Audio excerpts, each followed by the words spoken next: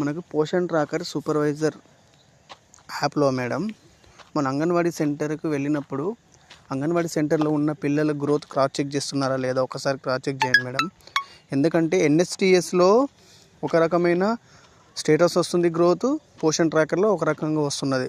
అసలు ఇందులో correct entry చేస్తున్నారా లేదా మన అంగన్వాడీ సెంటర్కి వెళ్ళినప్పుడు క్రాస్ చెక్ చేయడానికి కరెక్షన్ డేటా ఫామ్ ఉంది మేడం మనకు సూపర్వైజర్ యాప్లో. ఇప్పుడు మనం యాప్ ఓపెన్ అయింది కదా మేడం. ఇప్పుడు my assigned anganwadi centre select చేసుకోవాలి. సెలెక్ట్ చేసుకున్న తర్వాత ఇక్కడ కింద ఉందిగా మేడం గ్రోత్ మానిటరింగ్. ఈ గ్రోత్ మానిటరింగ్ పక్కన January 26 ఉంది కదా మేడం. ఇక్కడ బాణం గుర్తు సెలెక్ట్ చేసుకోవాలి.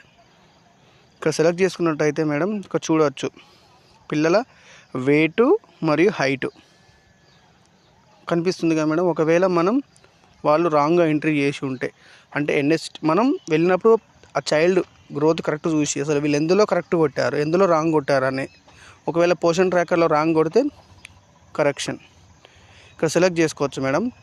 ఇక్కడ ప్రీవియస్ రీడింగ్ చూడండి మేడం. January 3వ తారీఖు నాడు గ్రోత్ ఎంటర్ చేశారు. హైట్ వెయిట్ రెండు, ఫస్ట్ ఏమో వెయిట్ ఎంటర్ చేసిన తర్వాత హైట్. ఒకవేళ రాంగ్ ఉంటే మాత్రం ఇక్కడ మనం ఎంటర్ చేయాలి మేడం. ఫస్ట్ వెయిట్ తర్వాత హైట్.